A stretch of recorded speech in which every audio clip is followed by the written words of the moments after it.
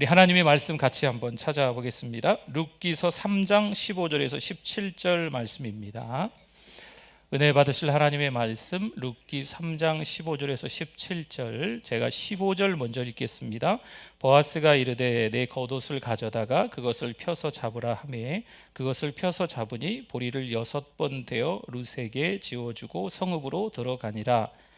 룻이 시어머니에게 가니 그가 이르되 내 딸아 어떻게 되었느냐 하니 룻이 그 사람이 자기에게 행한 것을 다 같이 읽습니다. 이르되 그가 내게 이 보리를 6번 대어주며 이르기를 빈손으로 내 시어머니에게 가지 말라 하더이다 하니라. 아멘. 분들 앞뒤 분들 우리 반가우시잖아요. 같이 우리 인사 나누겠습니다. 잘 오셨습니다. 은혜 많이 받으세요.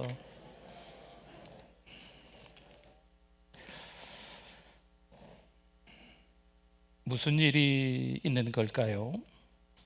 안색이 별로 안 좋습니다. 얼굴을 찌푸리고 있습니다. 누가 봐도 뭔가 큰 근심이 있어 보입니다. 큰 일이 생긴 것 같습니다. 우리의 믿음이 깊이가 있다면 이때 그 사람에게 어떻게 대해야 할까요? 한번 여러분이 선택해 보십시오. 첫 번째, 내가 도와주지도 못할 텐데 내가 뭐라고 그냥 모른 척하고 지나친다. 두 번째, 나도 힘들겠지만 무슨 일이 있냐 하고 물어봐 준다. 세 번째, 따뜻하게 손을 잡고 10분, 20분 이야기를 할 때 잘 들어주며 나중에는 따뜻하게 안아준다. 어떠십니까? 에이, 이 정도야 뭐 하지 않겠나 싶을 수 있는데 우리가 어느새 1번처럼 때로는 2번처럼 3번처럼 어떤 경우에는 내 길만 가는 거지요. 어떤 경우에는 옆에 많은 사람들의 손을 잡고 배려하면서 함께 가는 거지요. 한번 점검을 해보아야 될 필요가 있습니다. 오늘 말씀은 서로를 배려하는 마음이라는 제목으로 먼저 제가 은혜를 받고 이 은혜를 여러분과 함께 나누려고 합니다. 얼마나 많이 내 아내에게 배려해 줬나, 얼마나 많이 제 아이들에게, 하나는 군대 갔고 하나는 대학 간다고 저 윗지방으로 가버리고 지금 막내 녀석 하나 데리고 있는데 하나 보내고 또 하나 보낼 때 여러분 우리 어르신들 죄송합니다. 마음이 짠하더라고요. 얼마나 많이 이 애들한테 어릴 때부터 내가 배려해 줬나, 얼마나 많이 아껴줬나 이런 생각이 드는 거죠. 함께 더불어 있는 우리 가족들에게 배려하실 수 있기를 부탁을 드립니다. 자주 만나는 이 교회 안의 성도들, 여러분 전주만 해도 1300여 교회가 있대요. 1350개래나 교회가 그래도 없어지는 듯 해도 더 늘어나는 것 같습니다. 한국 교회도 5만여 교회가 넘는다 이렇게 이야기하잖아요. 이 많은 교회 가운데 사랑하는 우리 교회에서 우리가 만난 거지요. 사랑하는 우리 교회가 우리 교회다라고 하면서 교회를 출석하고 있으니 옆에 있는 사랑하는 성도들이 얼마나 귀한 분들입니까? 여러분 오래간만에 때로는 만나고 한 주에 한 번씩 때로는 예배 시간마다 만날 때 서로를 향해서 따뜻한 눈짓으로, 그렇죠. 뭐 이게 허깅을 하고 막 이런 건 지금은 안 되니까 뭐 이게 팔꿈치나 아니면 뭐 이렇게 주먹 인사나 목례나 이런 것들로 따뜻하게 서로를 아껴주는 마음으로 인사하고, 힘들고 어려운 일이 있으면 거리를 두고서라도 힘내시라고, 그렇죠? 또 이야기도 한번 들어드리기도 하고, 이런 서로를 배려하는 마음들, 서로를 아끼는 마음들이 저에게도 또 여러분들에게도 있기를 바랍니다. 한 여인이 결혼을 했는데요, 두 아들을 낳았습니다. 그리고 이 네 식구가 참 유복하게 잘 살아가고 있었습니다. 하지만 삶의 여유가 있을 때 선택을 해야 될 경우가 있어요. 여러분, 삶의 여유가 찾아왔을 때, 내 삶의 만족과 여유들이 있을 때 선택이 아주 중요합니다. 그런데 이 가정이 엉뚱하게 잘못 선택한 거죠. 물론 그 땅에 흉년이 들기는 했지만 이들의 삶이 다른 방향으로 흘러갔습니다. 베들레헴을 떠나 모압으로 이사를 간 거지요. 왜 그랬을까? 더 잘 살기 위해서겠지요. 왜 그랬을까? 두 아들을 출세시키기 위해서겠지요. 아무래도 여기보다는 낫겠지 하는 막연한 기대로 그 모압 땅으로 이사를 가지 않았을까 생각합니다. 그럼 그 가정만 그럴까요? 우리 가정도, 우리들의 가정도 마찬가지인 거죠. 별반 다를 바가 없습니다. 여러분, 탕자가 아버지와 있을 때는요, 아버지의 배려를 알지 못합니다. 여기서 배려는요, 누군가를 염려하는 마음입니다. 아버지가 아들을 얼마나 끔찍이 생각하는지 아들은요, 함께 있을 때 잘 모른다는 거죠. 하지만 탕자가 아버지를 떠났을 때 그 후로 이 탕자의 삶이 조금씩 오그라드는 거예요. 인생, 우리 마음대로 안 되지 않습니까? 아버지를 떠나 자기 마음대로 살면 더 좋을 줄 알았습니다. 허락받을 필요도 없고 이미 내가 상속받을 재산도 받아서 돈 좀 있겠다, 내 마음대로 살고 내 마음대로 투자하고 내 마음대로 살면, 먹고 살면 괜찮겠다 싶었는데 그게 우리 뜻대로 안 되죠. 어렵고 힘든 일이 금방 찾아옵니다. 하지만 아버지처럼 배려해서 자신을 돌봐주는 사람은 없었던 거죠. 이때 탕자의 선택은 뭐였을까요? 돌아옵니다. 모압으로 간 가정은 인생의 비참한 흉년을 경험하고 어떻게 했을까요? 나오미는 며느리 룻과 함께 돌아옵니다. 돌아올 때 그 심정 한번 추측해 보자고요. 남편을 잃었습니다. 두 아들을 잃었습니다. 며느리 둘과 시어머니 셋이 남았는데 하나 며느리는 모압으로 그냥 남고 며느리 하나와 함께 둘이 같이 오는데 무슨 대책이 있을까요? 갈 때야 유복하게 다 싸들고 갔지만 돌아올 때는 글쎄요, 보따리나 하나씩 이고 오지 않았을까 싶습니다. 대책도 없이, 아무런 계획도 없이 그냥 베들레헴으로 돌아가야 되겠다 싶어서 이 두 여인이 돌아오는 거죠. 오기는 왔지만 이 두 여인이 할 수 있는 게 이 베들레헴에서 아무것도 없는 거죠. 1장 21절 말씀에 보니까 이걸 좀 보여주고 있어요. 내가 풍족하게 나갔더니, 그렇잖아요. 풍족하게 나갔죠. 모압으로. 여호와께서 내게 비어 돌아오게 하셨느니라. 여호와께서 나를 징벌하셨고 전능자가 나를 괴롭게 하셨거늘 너희가 어찌 나를 나옴이라 부르느냐 하니라. 마치 하나님께서 징벌하시고 마치 하나님께서 심히 괴롭게 하신 듯한 이 21절의 말씀이지만 이 21절의 말씀을 완전히 뒤바꿀 만한 단어가 저기 중간에 나와요. 전능자라는 거죠. 하나님은 나에게 전능자십니다. 지난번에 말씀 한번 드렸죠. 이것은 엘샤다이라고 합니다. 엘샤다이 하나님. 엘은 하나님이고 샤다이는 전능하다는 거예요. 하나님은 전능하시다라는 첫 번째 뜻. 이 엘샤다이 두 번째 뜻은 모든 주권은 누구에게 있다? 하나님께 있다. 모든 인생의 승패는 다 하나님께 달려있다. 모든 역사는 하나님께서 다 움직이신다라는 뜻이 담겨져 있는 게 엘샤다이입니다. 베들레헴으로 떠났을 때 나오미는 하나님과 멀어져만 갔습니다.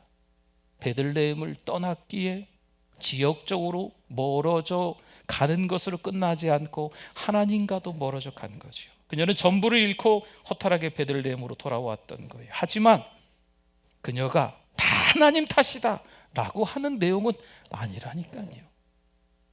전능자 하나님의 뜻이 있으셔서 나에게 이런 고난을 허락하셨고 전능자 하나님의 계획, 섭리가 있으셔서 나를 심히 괴롭게 했습니다 라고 나오미가 간증, 신앙을 고백하는 것과 같습니다. 그러나 여전히 나오미는 의욕이 없는 건 맞습니다. 무기력한 건 틀림없습니다. 아무래도 하나님의 부재를 느끼기는 했던 것 같아요. 하나님은 나의 전능자십니다 고백은 하지만 왜 하필 하나님 나에게 이런 시련을 허락하십니까? 누구누구는 하나님이 함께 하시는 것 같은데 왜 나하고는 하나님이 함께 안 하십니까? 라고 하나님의 부재를 지금 나오미가 느끼고 있었던 거죠. 그런데 보세요, 나오미와 함께 돌아온 이방 여인 며느리 룻은 뭔가 행동하고 있습니다. 2장 2절에 볼까요? 모압 여인 룻이 나오미에게, 시어머니에게 이르되 원하건대 내가 밭으로 가서, 지금 사사 시대입니다. 물론 시대적으로 이삭을 줍게 주인이 허락할 수도 있겠지만 사사 시대는 각자 소견에 오른 대로 개인주의, 이기주의가 아주 팽배합니다. 누군가 내가 밭으로 가서 누군가에게 은혜를 입으면 그를 따라서 이삭을 줍겠나이다 라고 하는 거죠.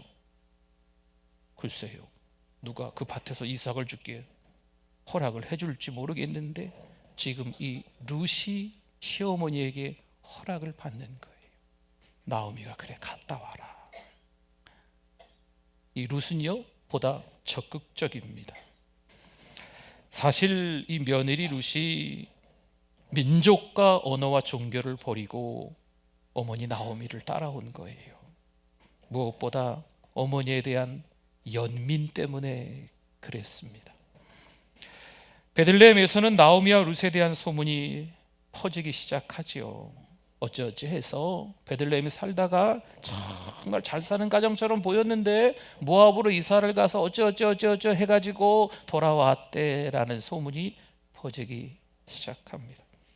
룻이 모압 여인이라는 것을 모르지는 않겠지요. 그런데 이 기대할 수 없는 이방 여인인데 룻은 누군가 자신을 배려해 줄 것을 기대하고 있습니다. 룻이 하나님의 인도로 마침내 보아스의 밭에 도착하는 거죠. 보아스는 이미 룻에 대한 소문을 듣고 알았습니다. 물론 얼굴은 잘 몰랐을 수도 있어요. 그런데 사환하고 이 룻과의 대화, 그 이야기를 사환이 들려주는 걸로 봐서 그 여인이구나 라고 아마 늦게 알게 됐을 것 같아요. 연민을 갖고 충분히 배려할 준비가 이 보아스는 되어 있었습니다. 보아스의 배려를 한번 보겠습니다. 첫 번째, 다른 밭으로 가지 말라 하고 자기 밭에서 이삭을 줍게 해줍니다. 두 번째, 일꾼 남자들에게 룻을 건드리지 못하게 합니다. 세 번째, 목마르면 떠온 물을 마시라 합니다. 장렬하는 태양 속에서 여러분 추수하고 있는데 여러분 얼마나 일꾼들이 덥겠어요. 그러니까 일꾼들을 위해서 떠온 물인데 지금 이삭을 주우러 온 이 여인에게도 그 물을 마시게 허락한다는 거죠. 네 번째, 가족도 아니고 그 일터에서 일한 일꾼도 아닌데 식사 자리에 초대를 합니다. 또 배불리 먹고 남게 해줍니다. 다섯 번째, 곡식 단 사이에서 이삭을 줍게 해줍니다. 여러분 지금 곡식 단 사이라고 하는 건 지금도 추수를 하고 있다는 거예요. 추수를 하고 있는 중에 이 여인이 들어와서 그 사이에서 이삭을 줍게 허락을 해주는 거죠. 대단한 배려죠. 책망할 수 있고 꾸지람할 수 있지만 그런 거 하지 마라 라고 합니다. 여섯 번째, 한 가지 더 보면 일부러 곡식 다발에서 조금씩 뽑아 버립니다. 곡식 다발에서 멀쩡한 곡식을 뽑아서 버리라는 거예요, 그 여인 앞에. 그래서 그것을 그 여인이 다 주워가게끔 해줘라 라고 배려를 하는 거죠. 룻은 그날 있었던 일을 시어머니 나오미에게 아주 자세하게 말합니다. 이만저만해서 저만저만 했습니다. 그리고 한동안 이 두 여인은 배불리 먹고 남는 풍요를 경험하며 지냅니다. 1장에서의 비참한 인생, 2장에서의 풍요로운 인생. 혹시 모르겠습니다.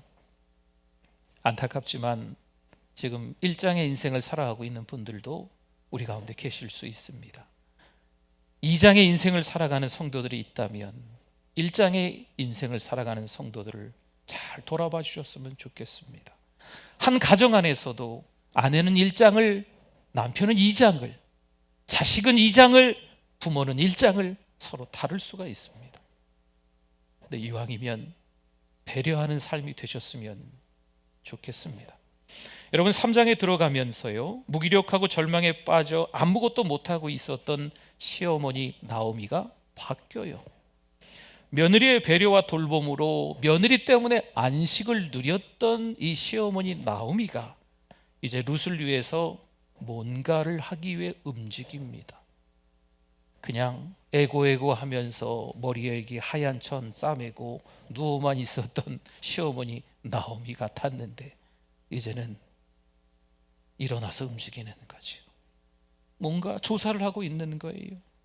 뭔가 정보를 찾고 있는 거죠. 그리고 그 시간들이 다 끝나고 난 이후에 며느리 룻에게 보아스가 지금 어디에 있고 거기 가면 어떤 처신을 해야 할지 3장 1절에서 5절에 보면 자세하게 설명을 하고 이 룻은요 그대로 행하겠습니다 라고 합니다. 6절 이하를 쭉 보면 정말 룻이 보아스에게 그대로 다 해요. 9절에 볼까요? 9절 한번 봅시다. 이 보아스가 얼마나 놀랐을까요? 네, 이 타작마당에서 곡식을 다 뭐 이렇게 하고 기뻐가지고 또 이렇게 편하게 막 누워서 자고 있는데 갑자기 자다 보니까 이불 속에 한 여인이 있는 거죠. 이르되 네가 누구냐 하니 대답하되 나는 당신의 여종 룻이오니. 여기서 여종은 아내라는 뜻입니다. 아내라는 뜻이. 나는 당신의 아내 룻입니다 라고 하는 거죠. 당신의 옷자락을 펴서 당신의 여종을 덮으소서. 이것은 부부관계, 결혼을 요구하고 있는 거예요. 우리는 이제 한 이불을 덮고 자야 됩니다. 결혼을 요구하고 있는 거예요. 한 가지 더 있어요. 이는 당신이 기업 물을 자가 됨이니이다. 기업 물을 자, 히브리어로 고엘. 이 고엘 제도는요, 홀로 된 여인이 자식이 없는 거지요. 그래서 이 가까운 친족 중에 한 명이 이 홀로 된 여인을 자기 아내로 삼고 그 후대를 잇게 해주는 거예요. 그러니까 당신 보아스가 나의 고엘입니다. 기업 물을 자입니다 라고 하는 거지요. 여종이다. 또 옷자락을 펴서 같이 이렇게 옷자락을 펴 덮어달라. 그리고 기업 물을 자, 이 세 가지 모두 다 이 룻이 적극적으로 이 보아스에게 결혼을 요구하고 있는 겁니다. 어떻습니까, 여러분? 여기서 이 보아스가 어떻게 할지 궁금하지 않습니까? 과연 보아스가 아니 이런 천박한 여인이 있나 내칠까요?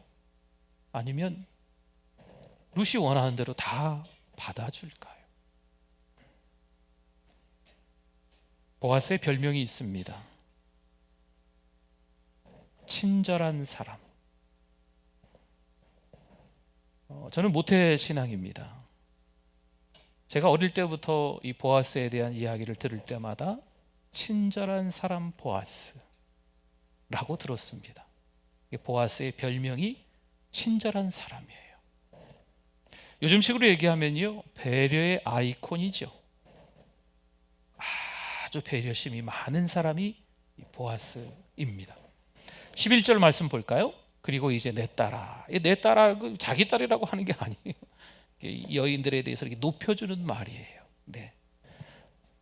내 딸아, 두려워하지 말라. 얼마나 두렵겠어요. 이 룻이 어머니가 시키는 대로 하기는 했는데 이거 괜히 그냥 안 좋은 소문만 더 불거질 수도 있잖아요. 지금 보아스에게 완전히 그냥 혼날 수도 있는 상황이거든요. 그러나 보아스는 두려워하지 말라. 내가 내 말대로 내게 다 행하리라. 아예 처음서부터 두려워하지 마. 결론을 얘기해 주는 거예요. 네가 원하는 대로 다 해줄게 라고 이 여인을 안심시키는 거죠. 그러므로 그 다음에 하는 말이 있어요. 네가 현숙한 여자인 줄을 나의 성읍 백성이 다 아느니라. 여러분, 여기서 이 현숙한 여인은 무슨 말일까요? 갑자기 생뚱맞게 이 보아스가 룻에게 네가 현숙한 여인임을 이 성읍 사람들이 다 안다라고 이야기합니다. 성경에 현숙한 여인에서 잘 나와 있는 책이 잠언입니다. 잠언이 1장부터 31장까지 있죠. 그래서 우리 자녀들에게 매일같이 잠언 한 장씩만 읽어라. 31장까지 있으니까. 그런데 31장의 마무리가 어떤 말씀으로 끝나냐면 현숙한 여인에 대한 말씀으로 끝나요. 잠언 31장 10절을 볼까요? 누가 현숙한 여인을 찾아 얻겠느냐. 현숙한 여인이 어떤 여인일까요? 그의 값은 뭐보다? 진주보다 더하니라. 현숙한 여인에 대해서 이야기하면서 진주보다 더하다라고 말하고 있습니다. 여러분, 현숙하다라는 걸 국어사전에서 좀 찾아보니까 마음과 행동이 어질고 바르다라는 뜻입니다. 근데 현숙한 여인은 뭘까요? 12절, 13절, 15절, 25절에서 27절, 30절, 잠언 31장 여기저기서 현숙한 여인이 어떤 여인인지에 대해서 설명하고 있어요. 간단히 말하면 이렇습니다. 가정을 꾸리고 지키기 위해서 주도적으로 개척해 나가면서 헌신하는 여인, 주도적으로 개척해 나가면서 헌신하는 여인, 이게 현숙한 여인이다라고 잠언 31장에서 그렇게 마무리를 하고 있는 겁니다. 잠언 31장 30절과 31절도 보겠습니다. 우리 같이 한번 읽어주세요. 고운 것도 거짓되고 아름다운 것도 헛되나 오직 여호와를 경외하는 여자는 칭찬을 받을 것이라. 그의 손의 열매가 그에게로 돌아갈 것이요 그 행한 일로 말미암아 성문에서 칭찬을 받으리라. 아멘. 이 현숙한 여인이 칭찬을 받는다라고 말씀하고 있는 겁니다. 룻을 그런 현숙한 여인으로 보아스는 말하고 있습니다. 갑자기 나 자고 있는데 이불 속에 한 여인이 들어와서 얼마나 당황스럽겠어요. 그러나 그 여인에게 너는 네 가정을 꾸리고 그 가정을 위해서 헌신하고 그 가정을 위해서 주도적으로 개척해 나가는 현숙한 여인이구나.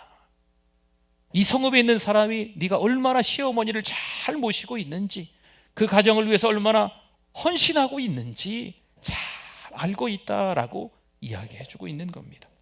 13절 볼까요? 13절, 이 밤에 여기서 머무르라.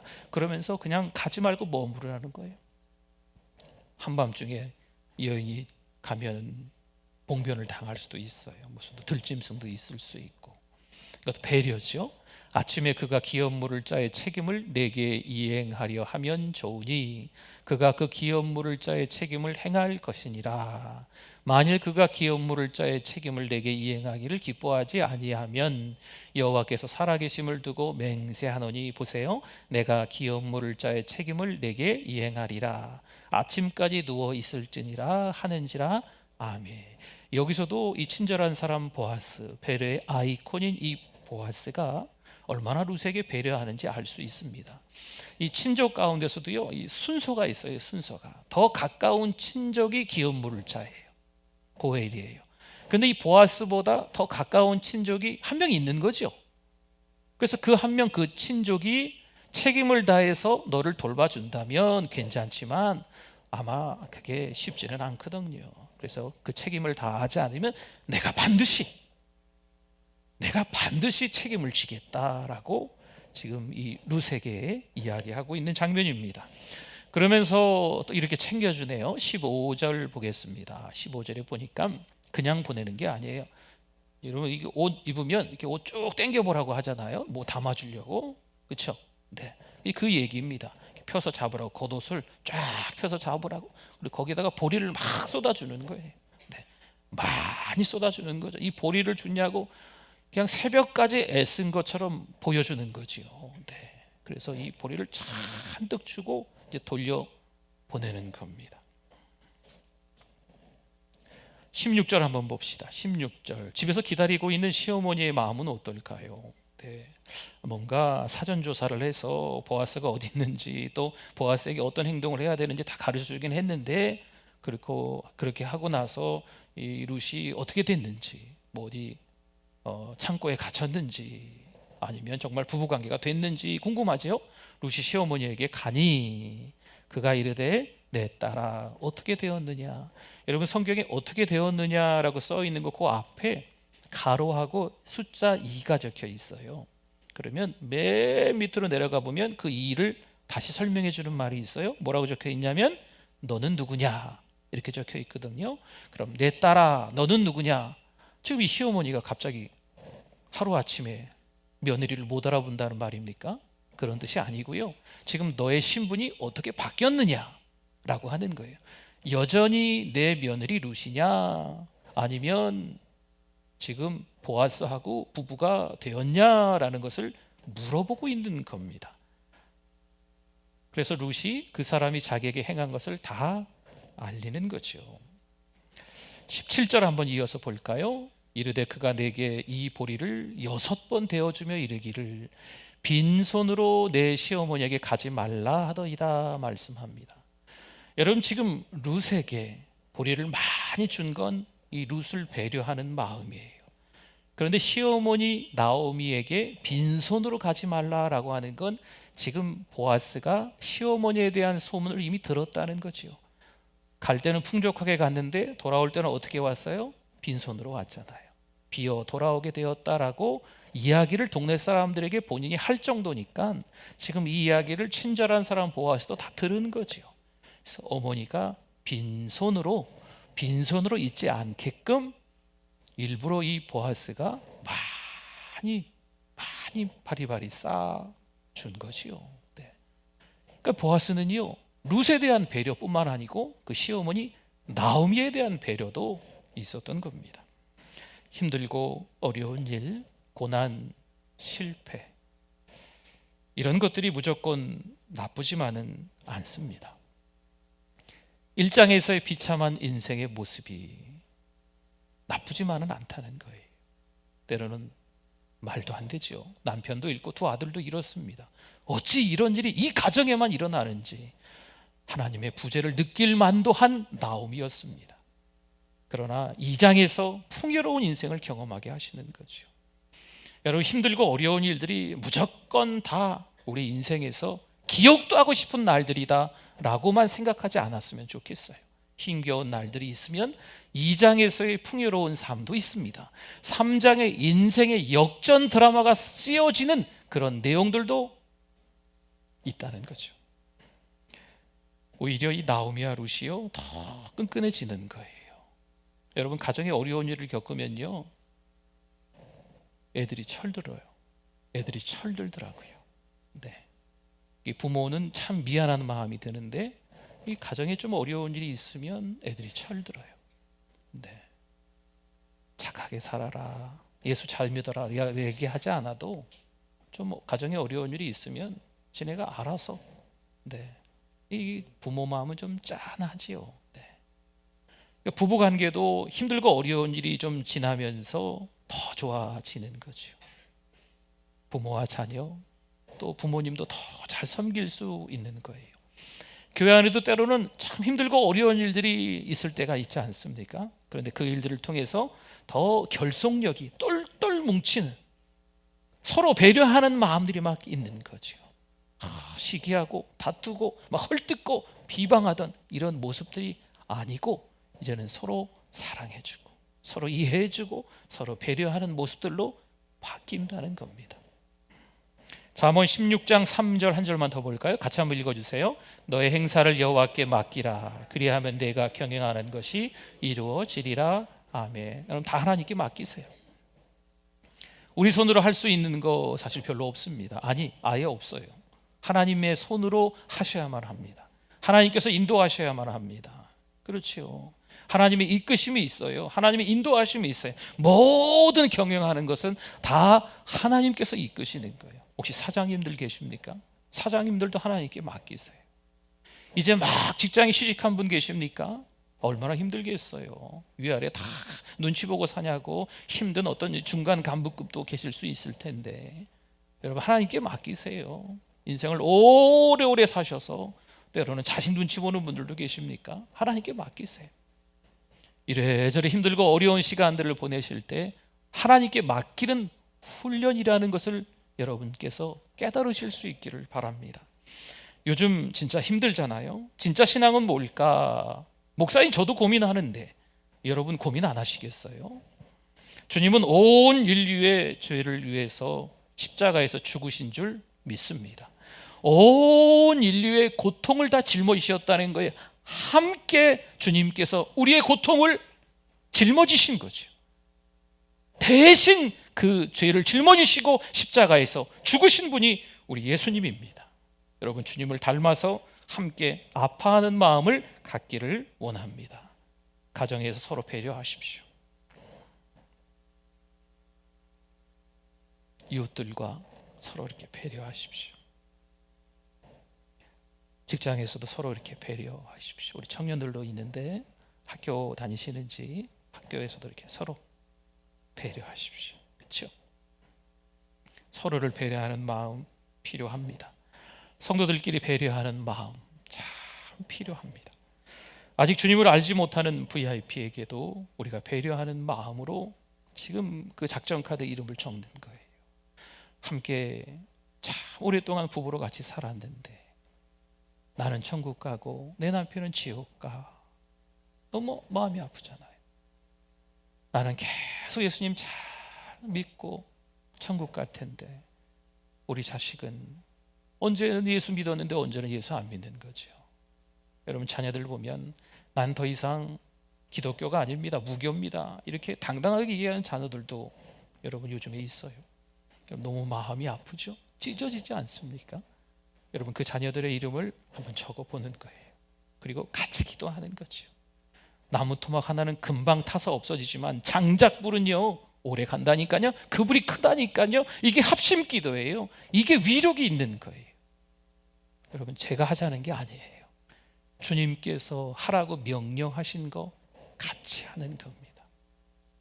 함께 기도하고 함께 섬기고 함께 배려해서 나누고 이런 은혜가 또 우리의 삶 가운데 있기를 축원합니다. 하나님 아버지, 감사합니다. 성령 충만으로 살아가야 되는데 여전히 죄를 짓고 하나님의 마음을 아프게 하고 서로 시기하고 헐뜯고 비방하고 부정적인 말을 서슴없이 내뱉고 욕을 하면서 살아갔던 우리들을 용서하여 주시옵소서. 하나님께서 기뻐하시는 하나님의 남종 여종들 다 되게 하여 주시고 하나님의 자녀답게 정체성을 잊지 않고 살아갈 수 있게 하여 주시옵소서. 하나님 도와주시옵소서. 서로를 배려하는 우리 모두가 되게 하여 주시옵소서. 예수님의 이름으로 기도드립니다. 아멘.